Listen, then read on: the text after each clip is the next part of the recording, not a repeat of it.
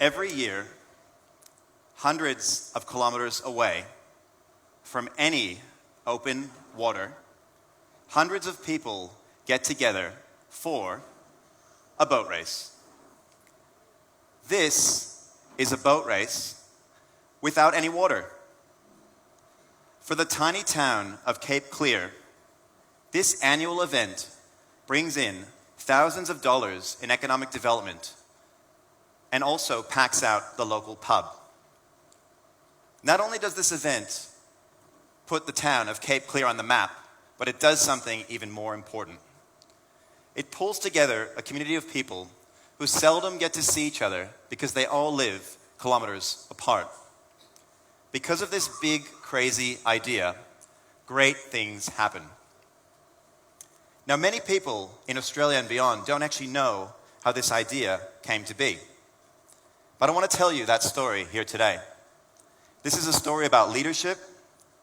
It's a story about the things we know and the things we don't know.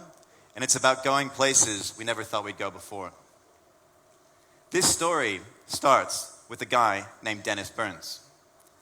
Now, Dennis lives in the town of Cape Clear, and he thought that every cape has a lighthouse. And so therefore, his town needed one too.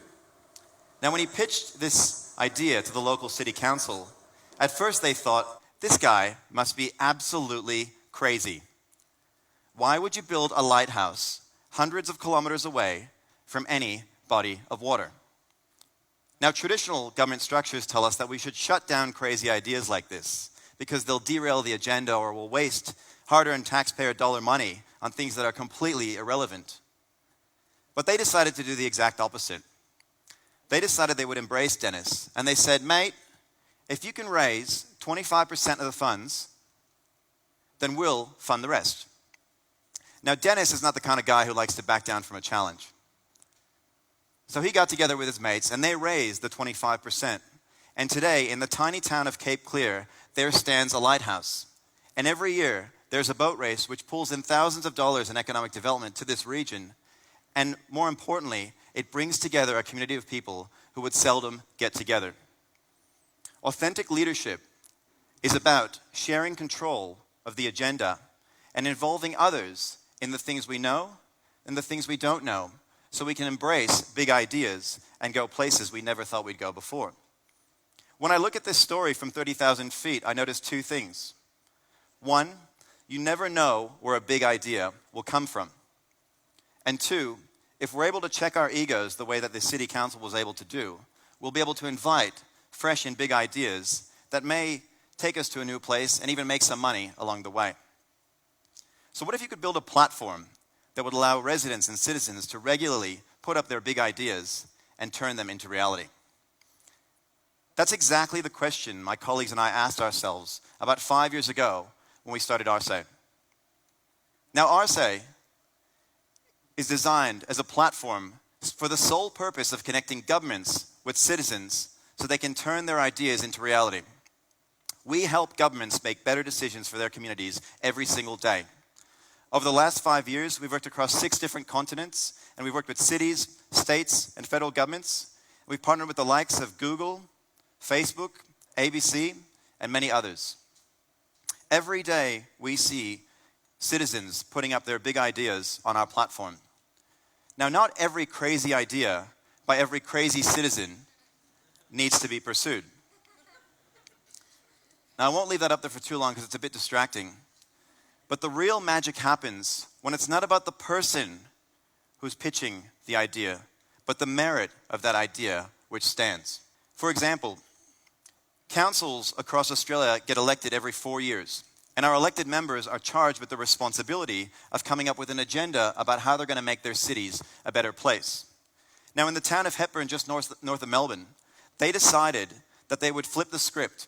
And instead of councillors setting the agenda for citizens, what if we got citizens to set the agenda for councillors?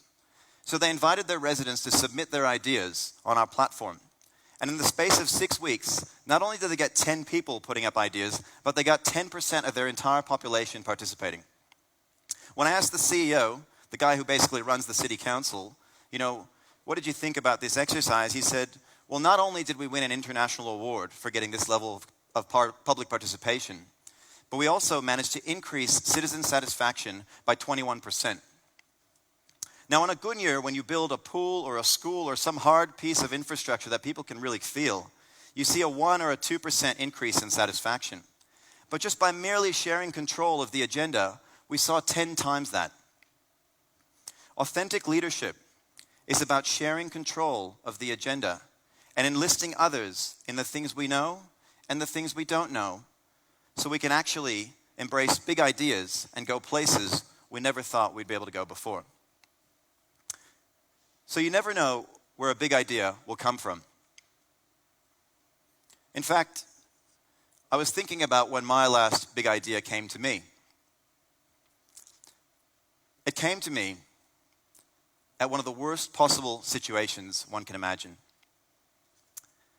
I was in a hospital just north of here in the town of Haifa, and it was 2 days after my father had fallen off his bike. My father suffered from a hypoxic brain injury, which basically means that he's been in a vegetative state. And we don't know if he's getting better at a pace that we can't actually see, or if he's going to have a miracle sometime soon, or if maybe he's going to live out the rest of his days in this vegetative state. So I'm sitting there, and it's sometimes at these moments like these, if you've ever had one, where you think about the big questions. What really matters? What's this all about? What am I doing with my life? What am I doing with my work? And it was there where I had this realization that I'm sabotaging my life's mission. For any of you who've turned nothing into something through countless hours and 5 years of hard work, you know the experience of watching your work and your identity become one. I was the CEO of my company, the one that I founded, but I felt that I was unhappy. I was no longer the CEO that this organization needed. Wrestling with this idea, I took it back to my company and to my business partner, Matt, and I said that I wanted to step down as the CEO of my organization. Now, Matt, hearing this idea, thought that I was absolutely crazy. But after thinking about it for a bit and pitching his vision to our investors by my side, he thought maybe this was actually a big idea. Now, in the last 6 months, Matt has been the CEO of RSA. And in that time, we've seen revenues per customer increase by 10 times. And it turns out that our staff actually like Matt a little bit more than they like me. Basically, Matt is nailing it. Turns out he likes being the boss a lot more than I do. And I love my new role as the head of customer experience. Simply put, I'm happier. To sum it up, authentic leadership is about sharing control of the agenda with the people in our team, with the people in our community, with our investors, with our shareholders, with the people around us. It's about enlisting them in the things we know and the things we don't know, so we can embrace big ideas that may take us places we never thought we'd go before. In an era where nearly everyone can know almost everything about almost anything, we, as leaders, need to be more vulnerable. This is about us talking about the things that we actually don't know with our communities. Through this, they will not only reward us with their support, but they'll also reward us with crazy, bold, big ideas that we may not have been able to think of on our own. What if we, as leaders of organizations, could see where an organization is heading and could acknowledge and pronounce the fact that we're no longer the ones to go there? What if we, as leaders of our communities, had so much trust in our communities that we'd be willing to build lighthouses in places we'd never imagined? If we are willing to share our blind spots and embrace the darkest parts of our reality with our communities, and if we're willing to check our egos, then perhaps we can embrace crazy big ideas which will push our world forward. Thank you.